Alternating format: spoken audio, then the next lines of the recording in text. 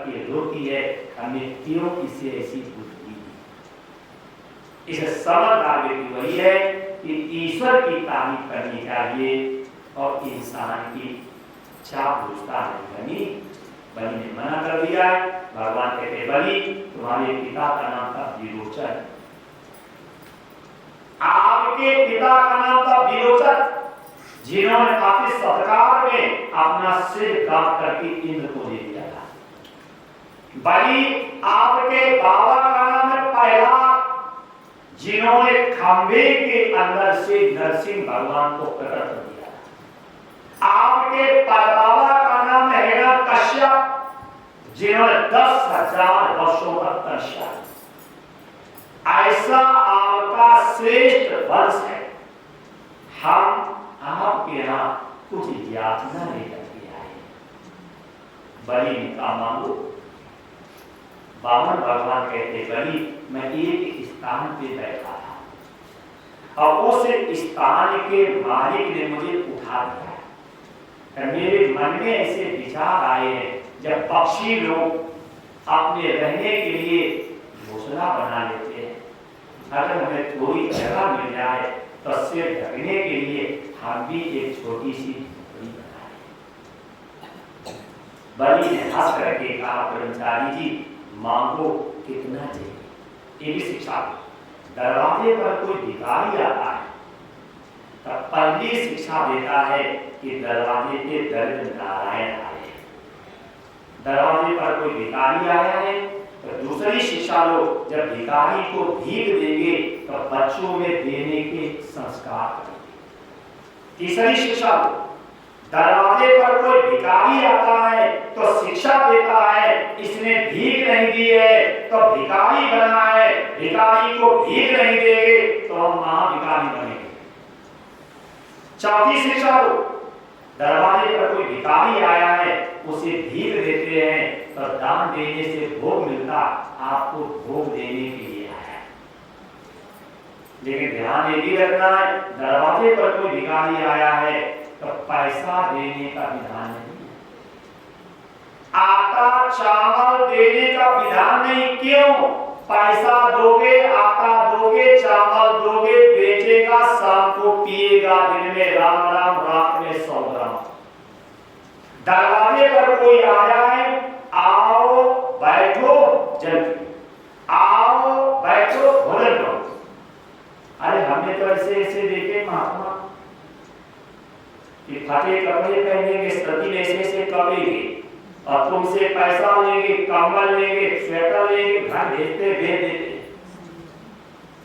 क्योंकि मैं भी बचपन से रह रहा हूं हिंदुस्तान में संतों के यहाँ, तो शिक्षा ये लो अगर देना भी है तो भूखे को अन्न दो। क्यों? वो सीधे पेट में जाएगा, यह हो गया। वो नए कमाने का धंधा है। हाथी वाले बाबा देखा है क्या कहते हैं?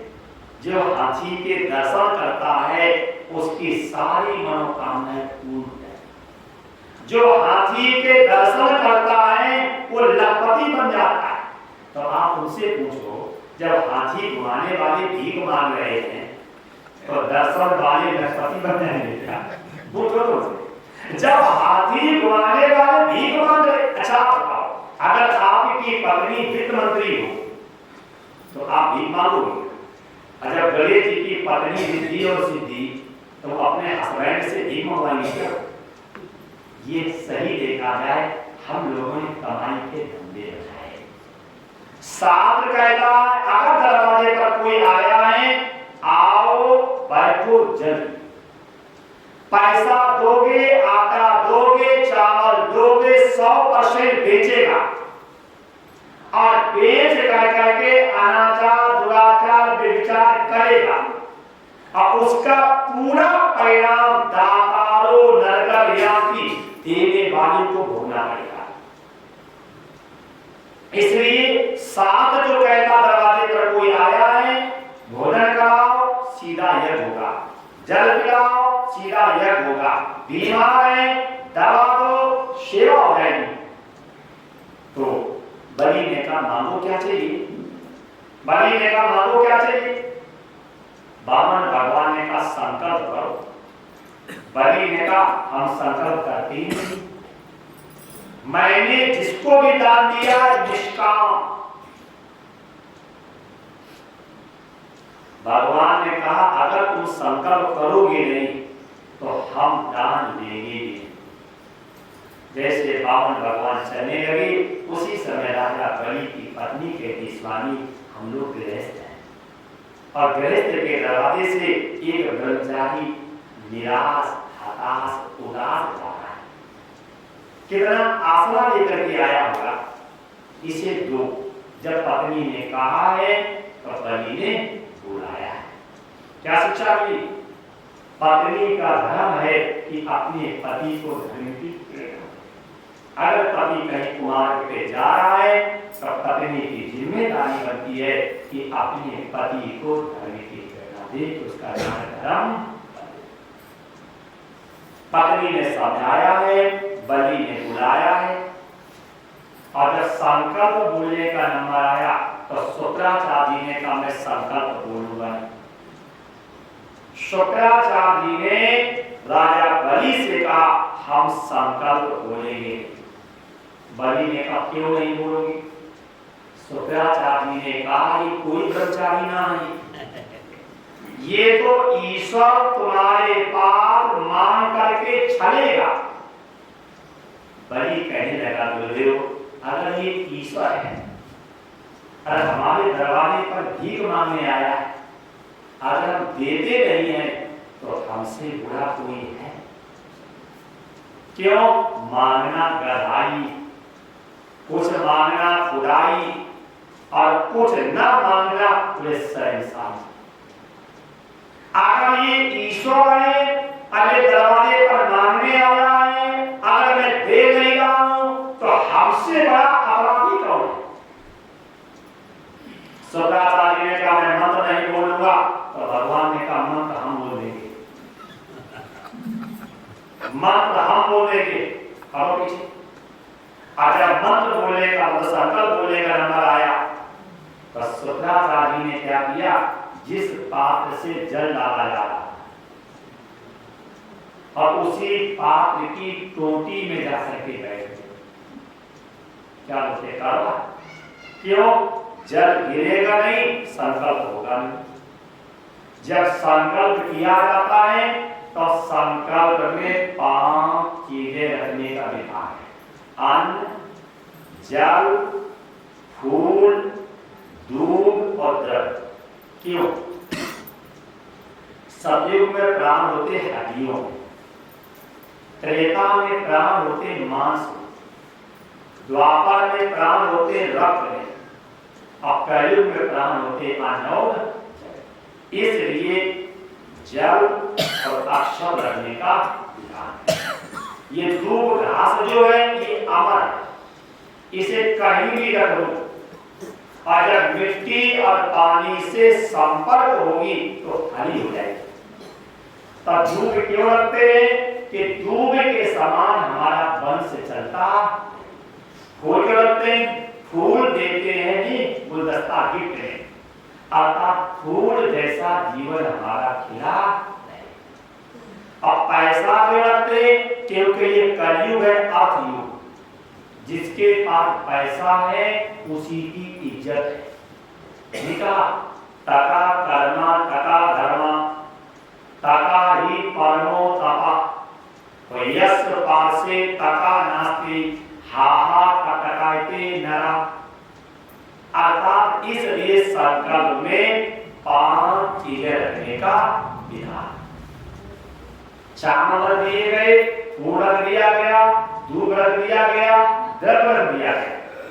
और जिस पात्र से पानी डाला जा रहा था शुक्राचार्य उसी की टोटी में डालते गए। क्यों? जल गिरेगा नहीं, संकल्प होगा नहीं। जब जल गिर नहीं रहा तो ईश्वर को अंतर्यामी है। ईश्वर ने क्या किया? कुशा लिया, उसी टोटी में डाल दिया। और शुक्राचार्य क्या कर रहे थे?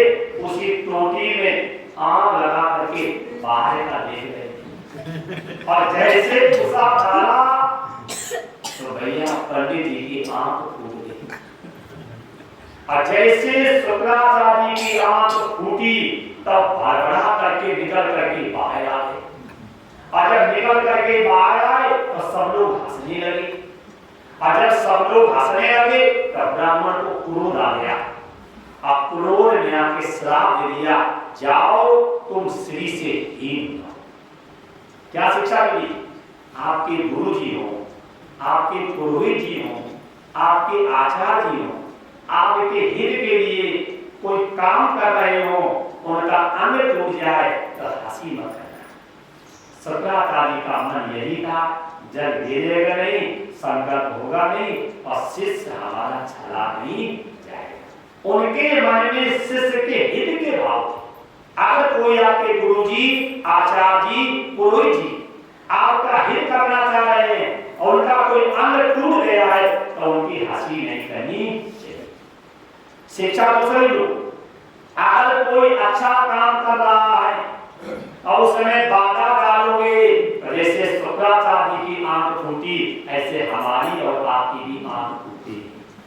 अगर कोई पूजा कर रहा है, पाठ कर रहा है, सेवा कर रहा है, दान दे रहा है, अगर विरोध करोगे, रोड़ा बनोगे, तो जैसे शुक्राचार्य की आंख फूटी ऐसे हमारी और आपकी भी आंख फूट जाएगी। शुक्राचार्य की आंख फूट गई, क्रोध ने श्राप दिया और देकर के दूर रह गए। अब भगवान संकल्प बोलने लगे। संकल्प बोलते बोलते आगे बढ़े, 3 पग बढ़े। राजा बलि ने कहा, इतना छोटा दान मैंने आज तक किसी को दिए ही नहीं। एक तो तुम बावन अंगुल के, अरे तुम 3 पग पकड़ी नापोगे तो इतनी तो होगी। अरे मांगना है तो 100, 200, 400 बीघा खेत मांग लो। हमने इतना छोटा दान किसी को दिया नहीं। शुक्राचार्य आए और राजा बलि से कहा, जिद मत कर, ये देखने का टिंडा है और जब पैर उठाएगा तो टिंडा में गिरेगा। जिद मत कर, ये देखने का छोटा है, कर्म इसके बड़े छोटे हैं। हमें मालूम है क्योंकि मैं दूरदर्शी हूँ, और तुझे इसे नहीं मालूम है क्यों? तू तो धन में अंधा है, पद में अंधा है, तू तो बाबा में अंधा पड़ा। मुझे मालूम है क्योंकि मैं दूरदर्शी हूँ। बलि ने कहा, गुरु जी बाकी इनकी सुनने दो, तुम मत सुनाओ। अब हमें इनकी सुनने दो क्योंकि ये मेरे अतिथि हैं और आप तो हमारे हमेशा के गुरु हैं। इसके बाद हमें इनकी सुननी है, आपकी नहीं सुननी। बलि ने बामन से कहा, ज्यादा मत सुन लो। बामन भगवान ने कितनी बढ़िया बात है, बलि जगह ज्यादा हो जाएगी तो हम व्यवस्था में लगे रहेंगे और हमारा भजन छूट जाएगा। हमारे ग्रंथ कहते भी हैं, कभी भी साधक के कमरे में एसी मत लगवाना, कभी भी साधक को विलासी वस्तु मत देना। क्यों? अगर साधक को तुमने स्क्रीन टच मोबाइल दे दिया तो साधना नहीं करेगा, कि उसमें बैठ करके पिक्चर देखेगा। अगर तुमने साधक के कमरे में एसी लगवा दी तो साधना नहीं करेगा, कि पैर तान के सोएगा। साधक को ऐसी सुविधा मत दो जो उसकी साधना में बाधा हो। बाबा भगवान कह रहे हैं, मैं ब्रह्मचारी हूं, आज जगह ज्यादा हो जाएगी, कमरे ज्यादा हो जाएंगे, फिर क्या होगा? हम उसकी देख रेख में लगे रहेंगे, ईश्वर का भजन छूट जाएगा। ऋषिकेश में शीशम झाड़ी में चंदेल नगर में एक श्री राम आश्रम है। मैं उस महात्मा के पास बहुत दिन रहा हूं। गाजियाबाद में ढिलाला में कथा कर रहे थे और बारिश हो रही थी, हम भीग रहे थे और बाबा के ऊपर पानी नहीं गिर रहा था। और मैं उस बाबा के आश्रम में 3 साल मौन रहा हूं। कम से कम 10-5 करोड़ का तो आश्रम हो गई। लेकिन बाबा की विशेषता देखो, पौष के दिनों में ताग के बोरा को भिगा करके बिछाता है और ताड़ के बोरा को भिगा करके ओढ़ता है। हमने कई बार कहा महाराज जी कमरे आश्रम में तो कमरे में कंबल भरे पड़े। बोले ब्रह्मचारी जी कंबल ओढ़ेंगे गर्मी लगेगी, नींद आ जाएगी, बदन छूट जाएगा। जब सर्दी लगेगी तो नींद नहीं आएगी, शरीर कांपेगा, तो सीताराम सीताराम ईश्वर का भजन हो जाएगा। ऐसे संत आज हैं, ऐसे संत आज हैं। मैं तो तपोभूमि भी रहा हूं, मोरारी देसाई गांधी थे, इनकी बहन रेखा आज भी मैंने देखा।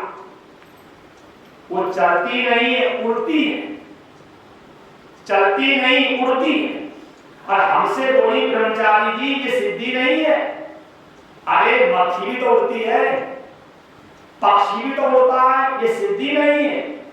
जितना तुम्हें सतोगुण बढ़ेगा और उतनी शरीर में लवता आ जाएगी।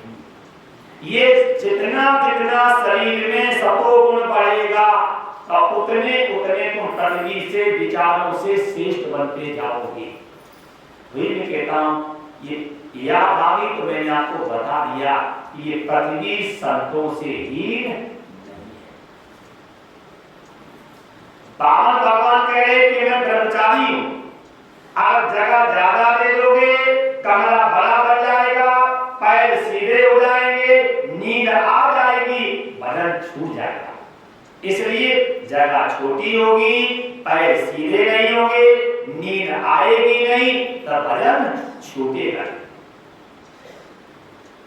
बलि ने कहा मैंने इतना छोटा दान किसी को आकर दिया नहीं। भगवान कहते हैं बलि असंतुष्टा भुजा नष्टा संतुष्टा मही व्रता सा लज्जा गलिता नष्टा निर्लज्जा पुरांगना असंतुष्टा भुजा नष्टा। अगर ब्राह्मण असंतोषी हो गया तो ब्राह्मण का पतन निश्चित। असंतुष्टा भुजा नष्टा संतुष्टा मही व्रता। अगर राजा संतोषी हो गया तो राजा का पतन निश्चित। सा लज्जा गलिका नष्टा।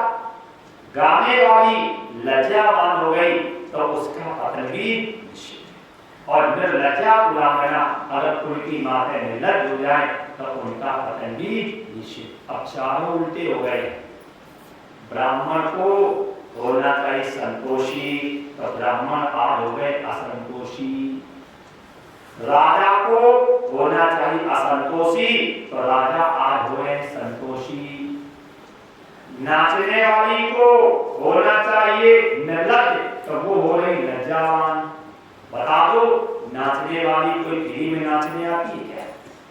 पहले पैसा दो, व्यवस्था दो, तब नाचेगी। अब कुल की माताओं को होना चाहिए लज्जावान तो वो बेचारी बिना पैसा के नाच रही।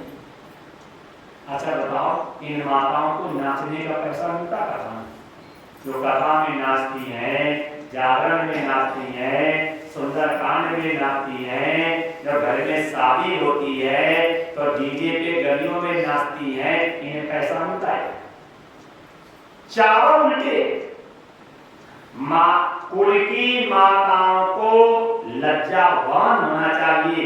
इस जमाने में माताओं ने लज्जा को छोड़ दे रखी। देवी भागवत में लिखा कि स्त्री में लज्जा एक आभूषण है। या श्री स्वयं सुरतिना भावनेश्वर लक्ष्मी पापात मनाम कृतधिया में हृदयेषु बुद्धि श्रद्धा सताम कुलजन परवस्य लज्जा। माताओं में लज्जा एक आभूषण है। जिस स्त्री में लज्जा नहीं है वो स्त्री पूज भी नहीं। बामन भगवान कहे बलि मैं ब्राह्मण हूं। असंतुष्टा दुजा नष्टा संतुष्टा मयि व्रता सा लज्जा गलिका नष्टा निर्लज्जा पुरांगना। अगर ब्राह्मण असंतोषी हो गया तो ब्राह्मण का पतन निश्चित। मैं ब्राह्मण हूं, मैं संतोषी हूं, मुझे 3 पग ही पृथ्वी चाहिए। बलि ने संकल्प कर दिया और जैसे बलि ने 3 पग का संकल्प किया संकल्प ईश्वर ने हाथ में लिया, एकदम भगवान त्रिविक्रम विराट रूप में आ गए। संकल्प लेने के बाद जैसे भगवान विराट रूप में आए, बलि को देखा, शुक्राचार्य पास में आए, कहा कह दे नहीं दिया, नहीं दिया, नहीं दिया। क्यों? शुक्राचार्य जी ने कहा अपनी जीविका जा रही हो, अपनी जीविका जा रही हो, किसी के प्राण जा रहे हो, किसी कन्या का विवाह हो रहा हो, अगर वहां पे झूठ बोला जाए तो असत्य बोलने का दोष ही लगता है। अगर अपनी जीविका जा रही है तो झूठ बोल दो। क्यों? हमें जीविका बचानी है कि उसी जीविका से मेरा, मेरे परिवार का पेट। अपनी जीविका जा रही हो, किसी कन्या का विवाह हो रहा हो और किसी के प्राण संकट में हो, अगर इन स्थानों पे झूठ बोला जाए तो झूठ बोलने का दोष नहीं पड़ेगा। शुक्राचार्य ने कहा बलि कह दे नहीं दिया, नहीं दिया, नहीं दिया, कह। शुक्राचार्य से बलि ने कहा गुरुदेव क्या सिखा रहे हो? ये गुरु का धर्म है कि अपने शिष्य को सर्वस्व दान की शिक्षा देनी चाहिए और तुम तत्परता की शिक्षा दे रहे हो। बात नहीं मानी, भगवान विराट रूप में आए, बलि दोनों हाथ जोड़ करके ऐसे खड़ा है। प्रभु ने क्या किया? एक पग में आताल, बेताल, सुताल, तलातल, महातल, पाताल नाप लिया और एक पग में भू वा स्वा मा जना तपा सत्यम नाम किए। भगवान ने कहा बलि तुमने 3 पग पृथ्वी का संकल्प किया था, आपने 3 पग पृथ्वी का संकल्प किया, अभी तो तुमने 2 ही पग दिए। संकल्प करने के बाद, वचन देने के बाद, आश्वासन देने के बाद अगर कोई उसकी पूर्ति नहीं करता है तो उसे सदगति नहीं मिलती। ये मेरा आशीर्वाद निवेदन है। अगर कोई आपने संकल्प किया हो कि हमें कथा करवानी है, गरीबों को भोजन कराना है, दीन दुखियों की सेवा करनी है, अगर कोई अच्छा संकल्प किया है तो उसे कर लेना। और अगर आपने कोई संकल्प किया है, आपने नहीं किया है, शरीर छूट गया तो कभी भी सदगति मिलने वाली। स्वयं भगवान कहते बलि संकल्प करने के बाद, वचन देने के बाद, आश्वासन देने के बाद अगर उसकी पूर्ति नहीं करता है तो उसे सदगति नहीं।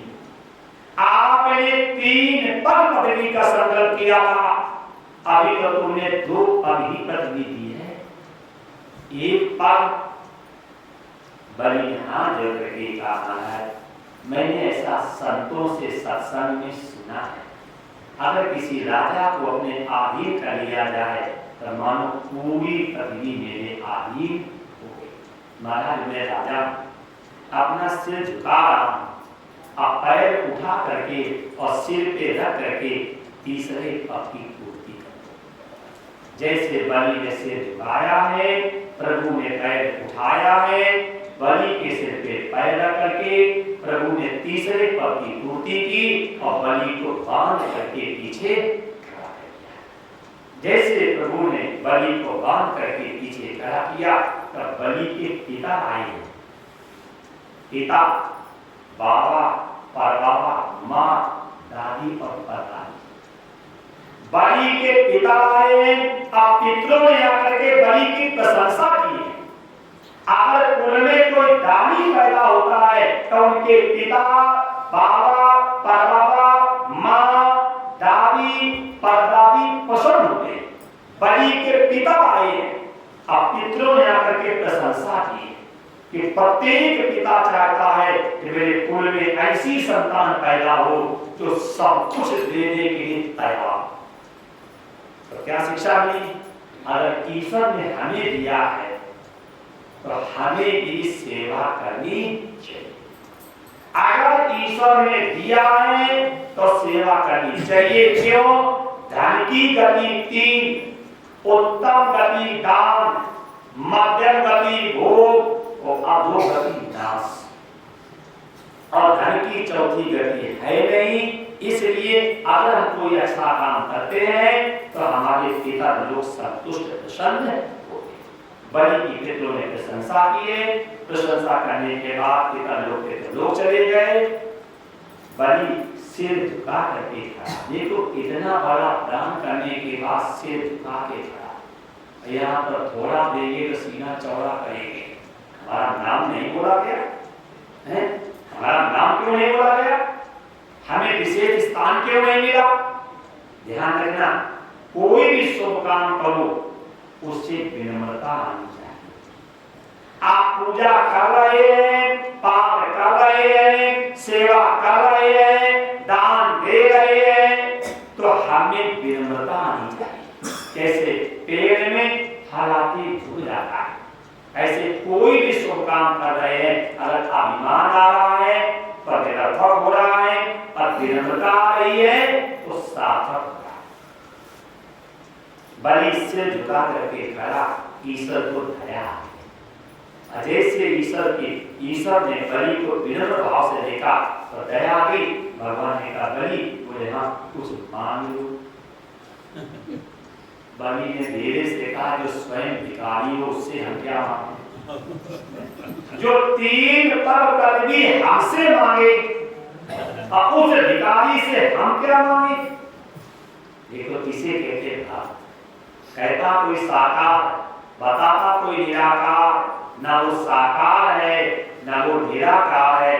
भक्ति की भावना के तरह आए। जैसी भक्ति की भावना होती है ईश्वर भावना के अनुसार वृत्ति बना। जैसी व्यक्ति की वृत्ति वैसे ईश्वर आकार में देता। पैराद की गति खंभे में बनी तो खंभे से पकड़ हो गए। शबरी की गति रास्ते में बनी तो रास्ते से पकड़ हो गए। ईश्वर जो है व्यक्ति की वृत्ति के अधीन है। जैसे नहीं कामाकार वृत्ति बनती है, कामाकार ऐसे एक भगवताकार भी वृत्ति बनती है। और जैसी वृत्ति बनेगी और वैसे ईश्वर उसी रूप में साकार हो जाएगा। भगवान ने धीरे से कहा मांग लो। बलि ने कहा क्या मांगे? आप तो स्वयं भिखारी हो। जो 3 पग कदमी हमसे मांगे उस भिखारी से हम क्या मांगे? भगवान हंसने लगे। हंस करके कहा बलि मांग लो। बलि ने कहा संकल्प करो। बलि ने कहा संकल्प करो। भगवान ने कहा हम संकल्प करते नहीं। बलि ने कहा फालतू में लेते भी नहीं, हम लेते भी। पूरा ध्यान रखना, भगवान हमेशा नीचे हुए और भक्त को हमेशा ऊपर किया है। याद है महाभारत में भीष्म पितामह ने कहा था अगर मैं गंगा पुत्र हूं तो कृष्ण से अस्त्र शस्त्र ग्रहण करवा दूंगा। जबकि भगवान ने संकल्प लिया था कि मैं युद्ध में अस्त्र शस्त्र ग्रहण नहीं करूंगा। एक दिन ईश्वर की ऐसी प्रेरणा हुई कि दुर्योधन का मूड बिगड़ गया। दुर्योधन ने भीष्म पितामह से कहा मर जाओ तो बढ़िया है। भीष्म पितामह से कहा बाबा मर जाओ तो बढ़िया है, खाते हो मेरा, पीते हो मेरा, लड़ते मेरे पक्ष में, और संकल्प क्या लिया कि पांडवों को मारूंगा नहीं, इसलिए मर जाओ तो बढ़िया है। एक बार खून खोल गया दुर्योधन, कल मैं एक पांडव को मारूंगा। खून खोल गया, कल मैं एक पांडव को मारूंगा। भीष्म पितामह का सुबह से मुंह तो बिगड़े था और जो तीखे तीखे अस्त्र शस्त्रों का प्रहार किया तो अर्जुन का रथ घोड़े अर्जुन स्वयं लहू लुहान होकर की पीठ गया। और जिस समय भीष्म पितामह उग्र होकर के वो अर्जुन को मारने दौड़े, प्रभु को रहा न गया, रथ का पहिया लेकर ही भाग गए। और जैसे भगवान रथ का पहिया लेकर के भीष्म पितामह को मारने दौड़े, भीष्म पितामह रस्सी कूद पड़े। प्रभु यही तो देखना था, यही तो देखना था। अरे तुम्हें हमने शांता कारण तो देखा, लेकिन मैंने तुम्हें कभी उग्र कारण नहीं देखा। यही मुझे देखना था कि रण में लेकर के अस्त्र शस्त्र जब उग्र रूप में भागोगे तो तुम लगोगे कैसे। देख लो, भगवान अपने प्रण को त्याग देते हैं, लेकिन भक्त के प्रण को रख देते हैं। इसीलिए मैं कहता हूं कि भगवान कितना महान कोई है। कभी बैठा करो, सोचा करो, जब पेट में थे परिसर में खाने की, पीने की, हवा की व्यवस्था की, पेट से पैदा होते बाद में और मां के आंचल में दूध की व्यवस्था करता है। वो लोग वही रोटी पिता खाता है और वही रोटी मां खाती है।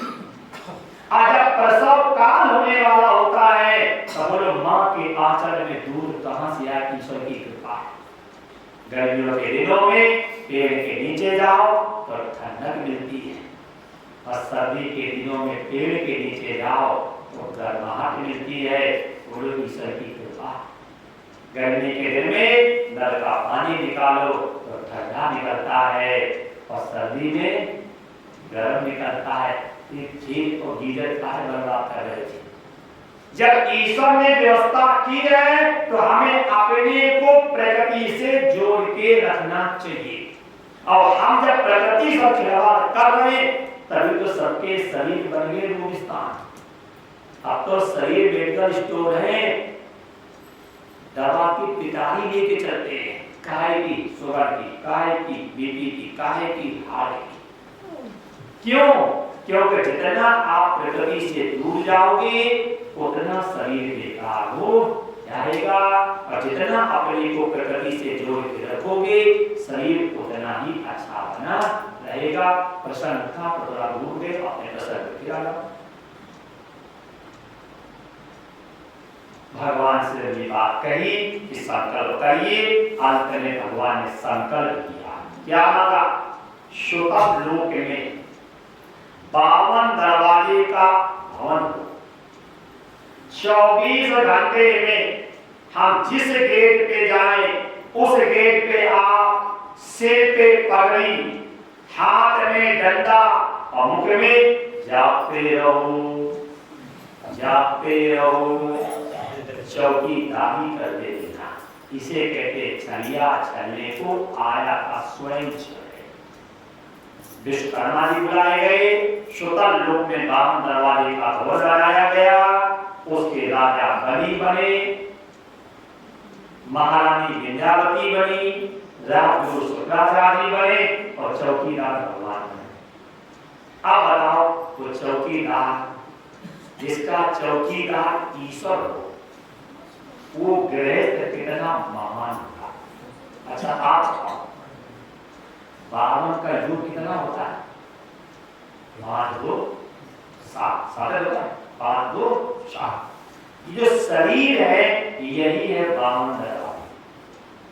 2 कान, 2 नाक, 2 आंख, 6 और 1 मुंह, 7 हो गए।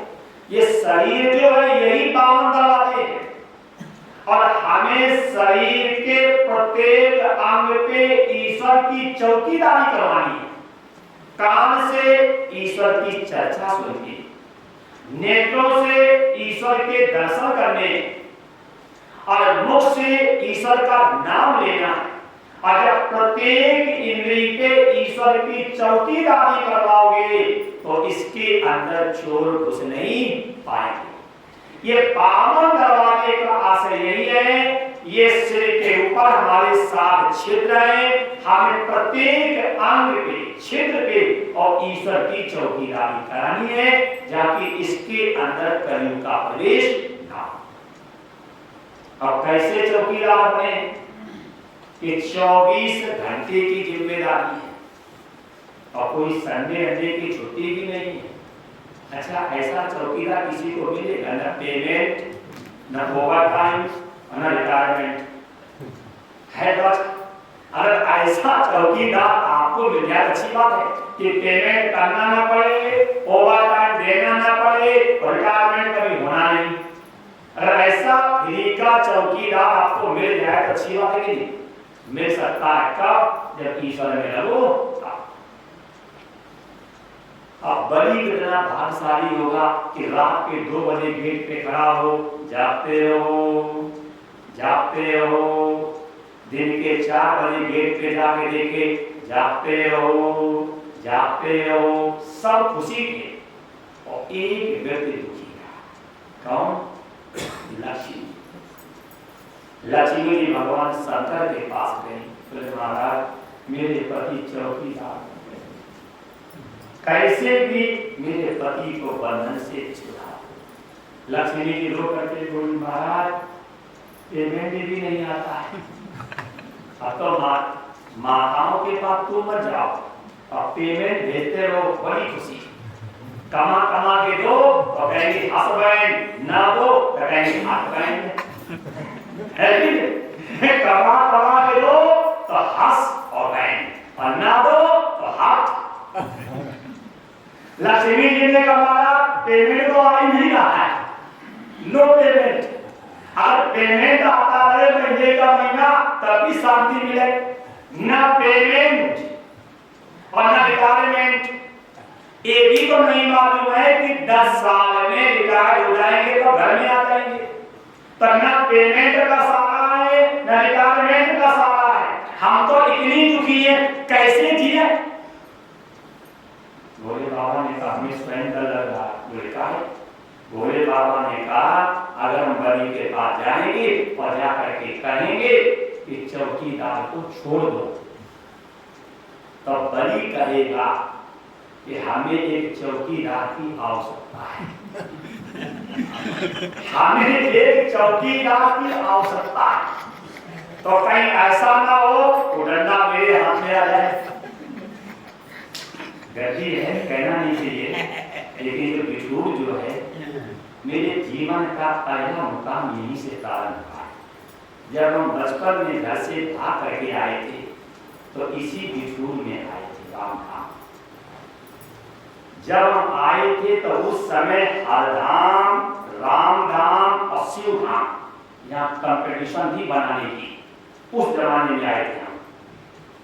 लेकिन प्रसंग आ गया कि मैं यहाँ से भाग करके गया मेरठ, वो छोटे थे। तब मेरठ में एक विद्वान है गणेश दत्त शास्त्री, पढ़े लिखे थे नहीं। तो मेरठ में सम्राट हेवेंस एयर कंडीशन विवाह मंडल है। तो हमें मालूम नहीं था कि एसी होती क्या है। तो हम उनके साथ गए, हमने कहा साथी एसी कहाँ है? हमें तो हम भैंस गाय ऐसी कोई एसी होगी, मतलब अपनी कमी बता हमने आपको। तो उन्होंने कहा कि जो काला का दिखा है विंडो वो एसी है। सब लोग हमने उनके पैर छुए साथी जी, और हमें देखे तो ये कौन है? मेरे असिस्टेंट, पढ़े लिखे थे ही नहीं। मेरे मन में आया टैक्सी स्टैंड हमने सुना, बस स्टैंड हमने सुना, ये स्टैंड कौन सा? मैं गलती ढूंढने को गलती बैठा। हमने उसे कहा साथी जी बस स्टैंड क्या होता है? बोले ब्रह्मचारी जी जो पढ़े लिखे व्यक्ति का जो बैग उठाते हैं उसे कहते बस स्टैंड। मैंने कहा चपरासी? बोले हाँ, हमने पकड़ो गए। और उस दिन से लेकर के आज तक मैंने किसी का बैग नहीं उठाया, मैंने किसी को गुरु भी नहीं बनाया, और मैं किसी का सहायक भी नहीं बना। संकल्प लिया चढ़ेंगे और नर पे पड़े रहेंगे घर पे। आज तक मैंने न किसी का बैग उठाया, न किसी को गुरु बनाया और न किसी के सहायक बने। ये मैं आपसे इसलिए कह रहा हूं, ये जिंदगी लद्दर जैसी मत निकालना। ईश्वर का सहारा लीजिए और ईश्वर तुम्हें वहां बिठाएगा जहां तुमने कभी कल्पना भी नहीं की। और मैंने ईश्वर का सहारा लिया और इतनी छोटी सी जिंदगी में सब कुछ करके देख लिया। इसलिए मैं आपसे बार बार कहता हूं ईश्वर का सहारा लो। ईश्वर में वो शक्ति है, वो सामर्थ्य है कि असंभव को भी संभव करने की क्षमता है। सोचो हम कहां थे और कहां ईश्वर ने बिठा दिया। इसीलिए मैं आपसे सीधा तान के कहता हूं कि भगवान का सहारा लो। ये संसार के लोगों का सहारा लोगे तो सिवाय शोषण के कुछ भी नहीं होगा। भगवान शंकर लक्ष्मी जी से कह रहे हैं कि हम तुम्हारे पति को छुड़ाने नहीं जाएंगे। क्यों? जब बलि से कहेंगे इन्हें छोड़ो, तब बलि कहेगा हमें एक चौकीदार की आवश्यकता है, तो इनकी तो लाठी छूट जाएगी और हमारे हाथ में लाठी आ जाएगी। ध्यान रखना, सुख में सब साथ देते हैं और दुख में दिल में साथ देते हैं। किसी ने भी साथ नहीं दिया, ना शंकर जी ने साथ दिया, ना ब्रह्मा जी ने साथ दिया, ना इंद्र अग्नि वरुण किसी ने साथ नहीं दिया। लक्ष्मी रो करके पहुंची नारद के पास। एक संत ऐसा होता है जो दुखी का हाथ पकड़ करके और युक्ति से मुक्ति हाथ में करता है। देवर्षि संत थे। लक्ष्मी रो करके नारद जी के पास गए। नारद जी हाथ में वीणा लेकर के जा रहे थे। लक्ष्मी रोने लगी है। रो करके कहा नारद भोगो साधो क्षरम तिष्ठ। ये साधु एक क्षण के रुक जाओ। भोगो साधो क्षरम तिष्ठ मत चिंता मत नाशनम।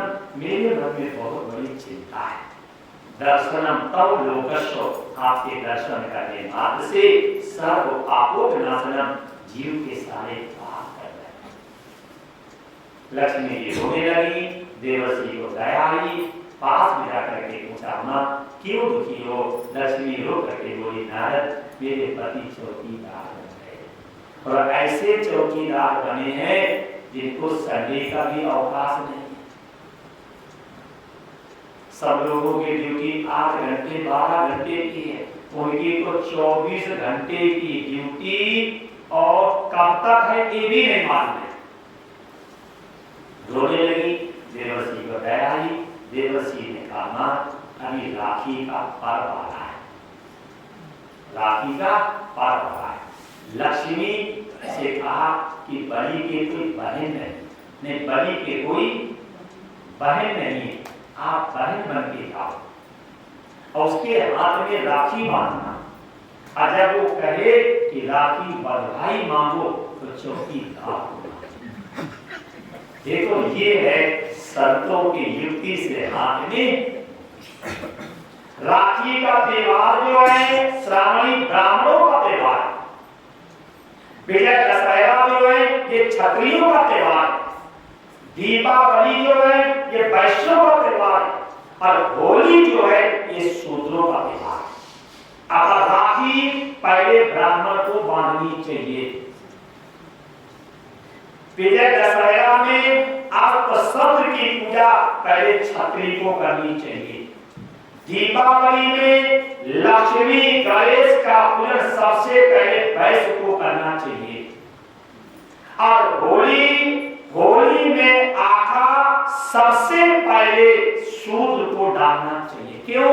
चारों वर्णों के त्योहार बटे हैं।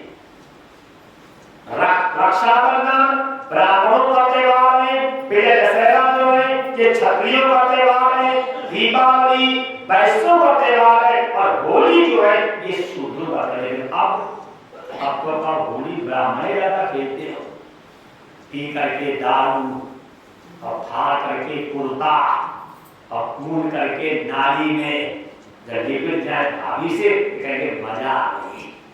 जबकि भाभी मां है, देवर पुत्र है।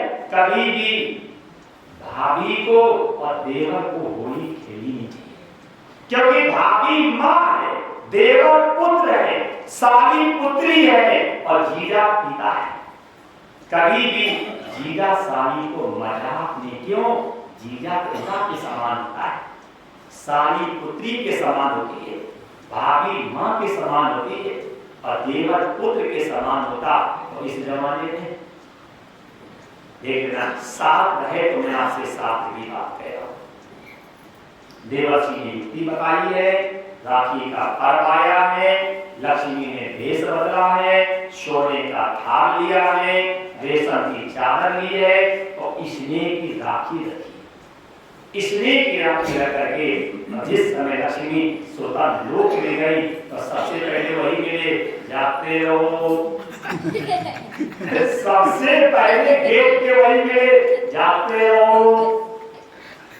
लक्ष्मी ने देखा और देख करके सिर झुका दिया। ये शिक्षा माताओं को लेनी चाहिए कि आपके पति कितने परिश्रम से कमाते हैं, कहीं उनके पैसे का दुरुपयोग तो नहीं हो रहा है।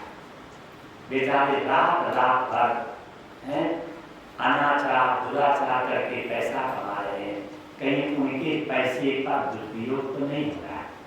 ये माताओं की जिम्मेदारी बनती है कि अपने पति के परिश्रम को देख करके खर्च करना। कितने परिश्रम से पैसा कमाते हैं, कहीं उनके पैसे का दुरुपयोग तो नहीं हो रहा। जैसे लक्ष्मी जी ने चौकीदार को देखा, सिर झुका दिया, अंदर गई, दरबार बड़ी खड़ा हुआ। देख लो, पहले राक्षस लोगों में विचार थे कि पराई माँ बेटी को देखते थे तो खड़े होकर के हाथ जोड़ते थे। आज के राक्षस और सीटी बजाने लगे हैं। मैं कहता हूं कि रावण के पुतले मत फूको।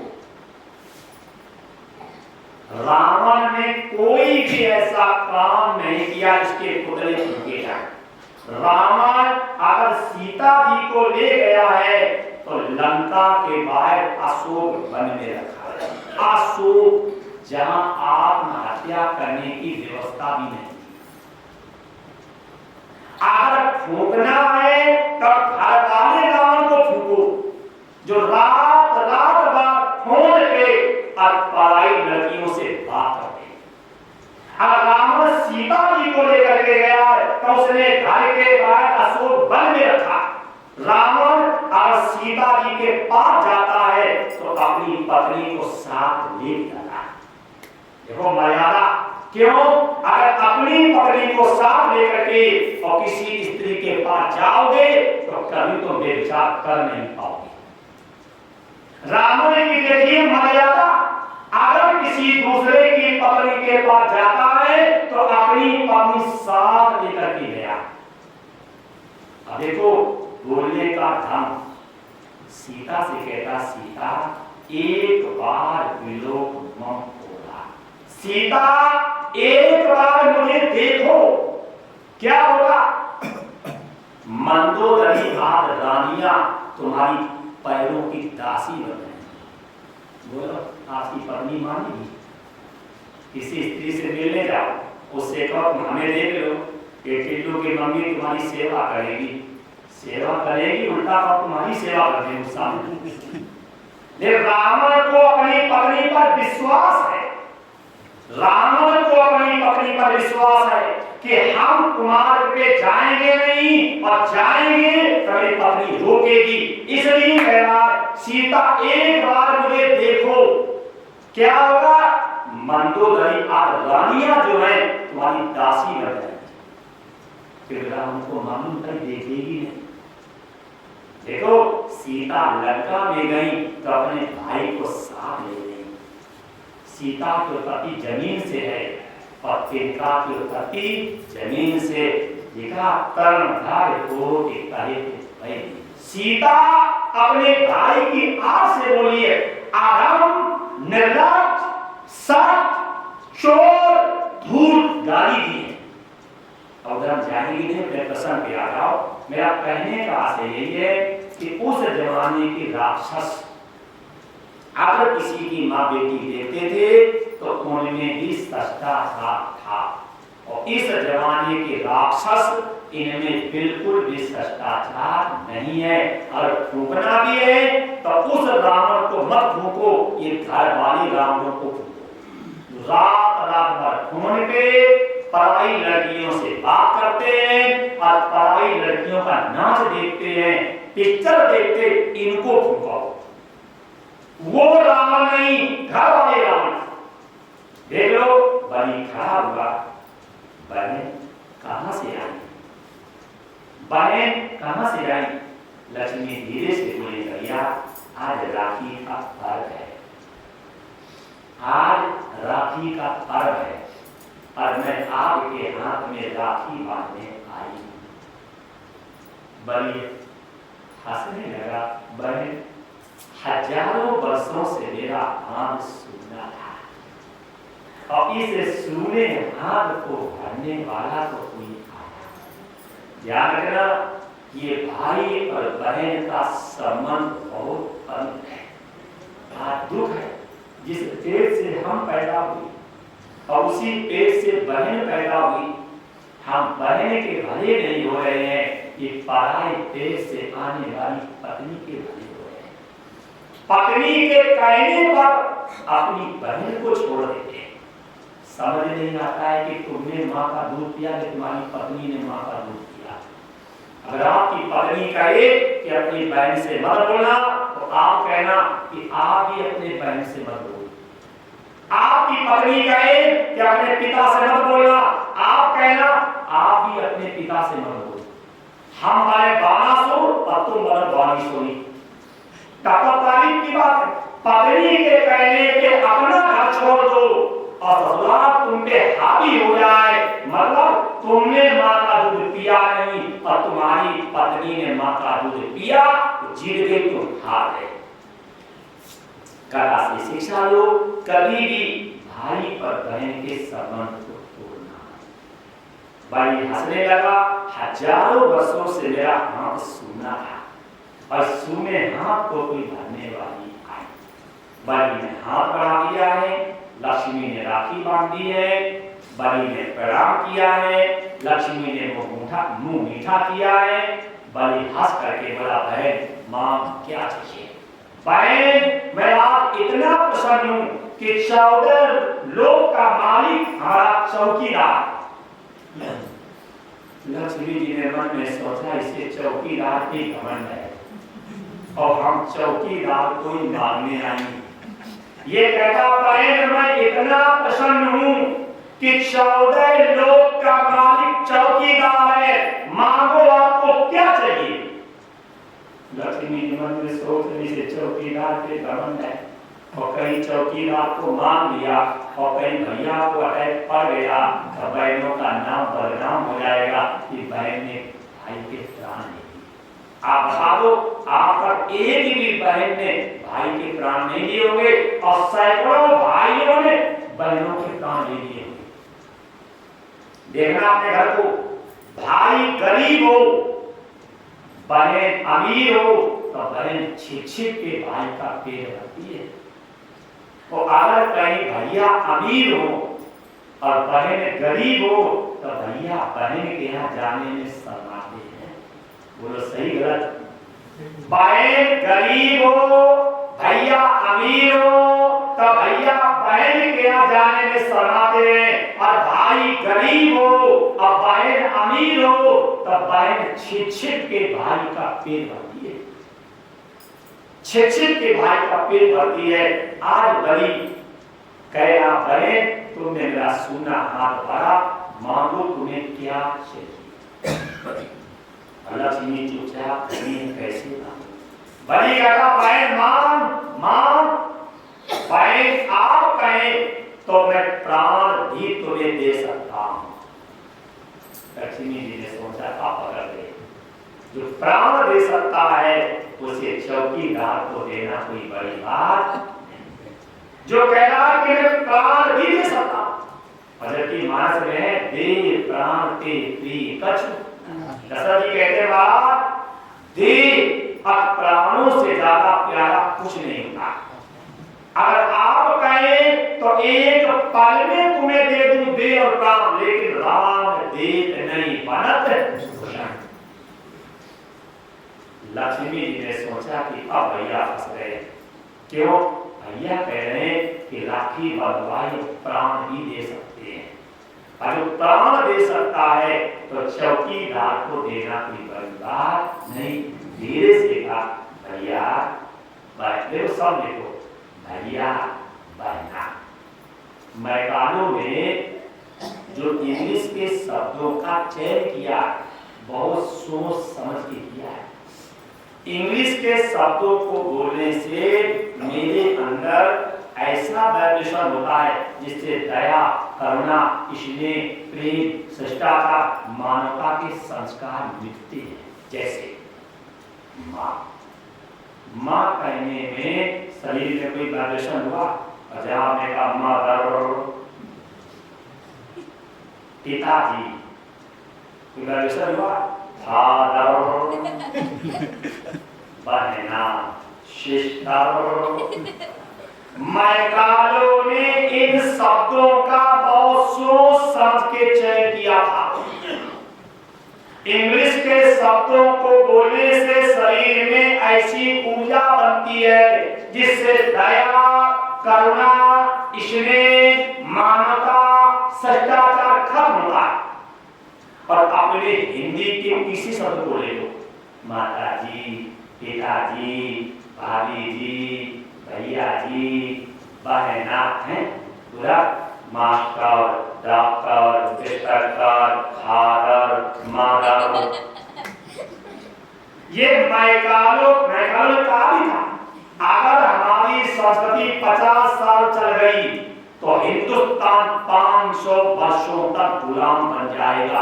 अब गुलामी तो है हम लोग, एक तरह से शिक्षा ले लो, इसलिए हम लोगों को बोलचाल की भाषा में अपनी मातृभाषा का प्रयोग करना चाहिए। जो भी अपनी मातृभाषा है उस मातृभाषा का प्रयोग करना चाहिए। देखो प्रणाम, भैया बहना, भैया बहना, भैया बोलना, हमें राखी बंधवाई चौकीदार। जैसे कहा मुझे राखी बंधवाई चौकीदार दे दो, बड़ी गिर पड़ा, बहन तूने मुझे छल लिया, बहन तूने मुझे ठग लिया, बहन तूने मुझे मान लिया। बहन मैं प्राण देने को तैयार हूं पर चौकीदार नहीं दूंगा। मैं प्राण दे सकता हूं, चौकीदार नहीं दूंगा। अब लक्ष्मी पीठ घुमा के खड़ी, क्यों? अगर मान रही है तो भाई और बहन के प्रेम में दरार पड़ रही है, और अगर नहीं मान रही है तो पति और पत्नी के प्रेम में दरार पड़ रही है। बड़ी रोता रहा, लक्ष्मी को दया नहीं आई, क्यों? माताओं की जिद होती है, राज हट, बाल हट, क्रिया हट। माता ने हट करके खड़ी है। बड़ी को क्रोध आ गया, खड़ा हो गया, ए बहन, ये चौकीदार को मारने वाली आप कौन है? पहले अपने मुंह में आओ। ये चौकीदार को मारने वाली आप कौन है? पहले अपने मुंह में आओ। जैसे लक्ष्मी अपने रूप में आई, बड़ी चरणों में गिर पड़ा, बहन में धन्य हो गया। जिसकी बहन लक्ष्मी हो, जिसका बहनोई विष्णु हो, उसका गृहस्थ आश्रम धर्म हो गया। सेवक को बुला करके आ जाओ, चौकीदार को बुला करके लाओ। सेवक गया, चौकीदार को बुला करके लाया। बड़ी ने कहा, प्रभु मैंने तुम्हें बंधन से मुक्त कर दिया। इसे कहते पत्नी। पत्नी वही है जो अपने पति को पतन से बचावे, बंधन से छुड़ावे और पतित पावन की ओर लगावे। वही पत्नी है। पति पति रक्षण साधन। बलि ने पूछ दिया, लक्ष्मी जी ने मांग दिया, अंत में अपना भेष बता दिया और बलि ने कहा प्रभु को बंधन से मुक्त कर दिया, जाओ। और जैसे लक्ष्मी प्रभु को लेकर के चलने लगी तो प्रभु ने कहा, बलि कुछ वरदान मांगो। बलि ने कहा, महाराज आप मत कहना। क्यों? बोला दोनों लोग ही हो। अरे पहले तुम्हें मांगा तो कम से कम लक्ष्मी ने छुड़ा लिया, और अब कहोगे मांगो तो दोनों यही है। एक गेट की सेवा करेगा और एक रसोई की सेवा करेगा। तुम तुम्हारी जन्नत करवाने वाला भी कोई नहीं, आपकी जन्नत करवाने वाला भी कोई नहीं प्रभु, इसलिए आप खैरियत है चले जाओ। जब ये बात कही बलि ने हमें कुछ भी नहीं चाहिए, तो अंत में भगवान ने बलि को अमर कर दिया। देख लो, जो कहते अमर करो उन्हें किया नहीं, और जिन्होंने मारा नहीं उसे कर दिया। इसलिए कभी भी ईश्वर के सामने भी जाकर की याचना नहीं करनी चाहिए, कभी भी। क्यों? अगर याचना करोगे नहीं तो ईश्वर तुम्हें वो देगा जो तुमने कभी कल्पना की भी नहीं। ये भागवत में बलि और बामन उपाख्यान की कथा, इससे शिक्षा क्या मिली? इस कथा से पहली शिक्षा तो ये लो, माता पिता कभी नहीं चाहते हैं कि मेरे बच्चों के अधिकार। क्यों? राजा बलि कर रहा था और माता भी दुखी थी, अर्थात बच्चों को कभी भी माता पिता का अपमान नहीं करना चाहिए। क्यों? माता पिता हमेशा चाहते हैं कि मेरे बच्चे सुखी रहे, संपन्न रहे, प्रसन्न रहे। ये शिक्षा। दूसरी शिक्षा हो, कभी भी किसी के उत्सव में जाए तो अपने हाथ से कोई ऐसा उपहार मत देना जिससे उसका समय बर्बाद हो। ऐसा उपहार देना जिससे उसके समय का सदुपयोग हो। तीसरी शिक्षा हो, रोना है, कहना है, मांगना है तो ईश्वर से मांगो। और कथा से शिक्षा हो, दरवाजे पर कोई आया है तो उसका आतिथ्य सत्कार करना हमारा धर्म। और कथा से शिक्षा लो, अगर पति अधर्म की ओर जा रहा है तो पत्नी की जिम्मेदारी है कि अपने पति को धर्म की प्रेरणा दे। और कथा से शिक्षा लो, अगर तुम्हारे गुरुजी, पुरोहित जी या आचार्य जी आपको कोई बात समझा रहे हैं, आपके हित की सोच रहे हैं, उनका कोई अंग टूट जाए तो उनकी हंसी मत करना, जैसे सुखला जाए।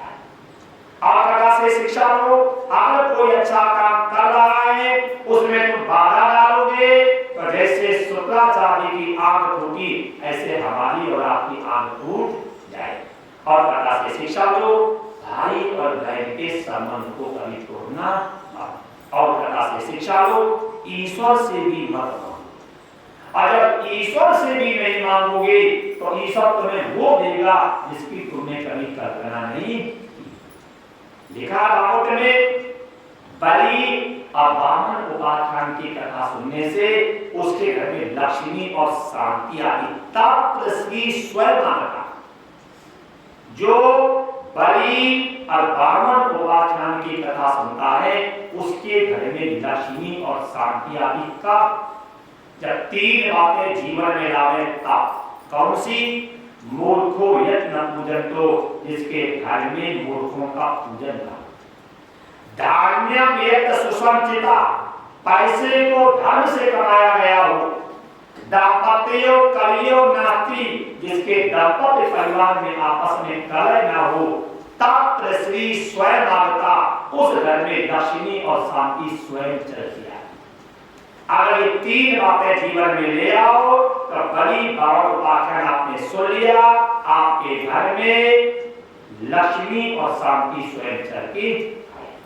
इसके बाद नवेश काल में वंशों की चर्चा है। नवेश क्यों?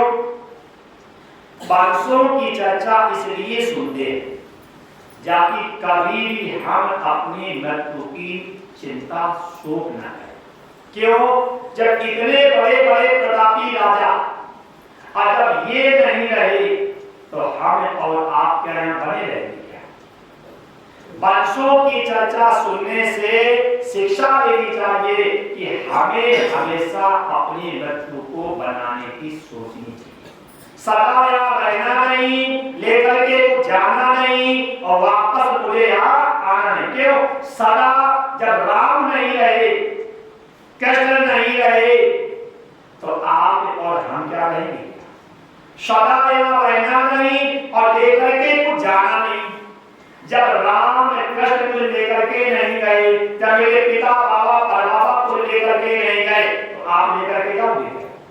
सदा यहाँ रहना नहीं, लेकर के को जाना नहीं, और पुनः वापस आना नहीं। जब मेरे पिता बाबा परबाबा वापस नहीं आए तो हम क्या आएंगे क्या? तो मैंने इस कवि की चर्चा, वर्षों की चर्चा सुनने का आशय यही है, सदा यहाँ रहना नहीं, लेकर के को जाना नहीं, और वापस मुझे यहाँ आना नहीं। व्यास जी ने पहले लिखी राम कथा और फिर आगे लिखी कृष्ण कथा। क्यों? जब जिन्हें अपना जीवन बनाना हो उन्हें राम कथा पढ़नी चाहिए, और जिन्हें अपनी मृत्यु बनानी हो उन्हें कृष्ण कथा सुननी चाहिए। राम कथा जीवन को बनाती है और कृष्ण कथा मृत्यु को बनाती है। इसलिए व्यास जी ने पहले लिखी राम कथा। क्यों? जब राम जैसे मर्यादित, राम जैसे आदर्शवादी, राम जैसे कर्मठ और राम जैसे एक पत्नी व्रता वाले बनोगे, तब हम कृष्ण कथा सुनने के अधिकारी। क्यों? राम से जीवन सुधरता है और कृष्ण से मृत्यु सुधरती है। तो अब यही पे रखिए कि समय हो गया, आगे आएंगे, कुछ देर नरेश्वर की चर्चा करेंगे और इसके बाद शाम के समय भगवान कृष्ण के प्राकट्य की चर्चा सुनेंगे। भागवत में यही लिखा है, जो कृष्ण के प्राकट्य की चर्चा सुनता है उसके जीवन में भक्ति का आगमन होता है। अगर जिनका मन ईश्वर में लगता ना हो, पूजा में लगता ना हो, कथा में लगता ना हो, उन्हें कृष्ण प्राकट्य की चर्चा सुने। क्यों? कृष्णा, जो बला संसार से मन हटा करके अपनी ओर लगा ले, उसी का नाम कृष्ण। तो अगर ईश्वर समय दे तो शाम को समय से आएंगे और कृष्ण प्राकट्य की चर्चा सुनेंगे। ठीक?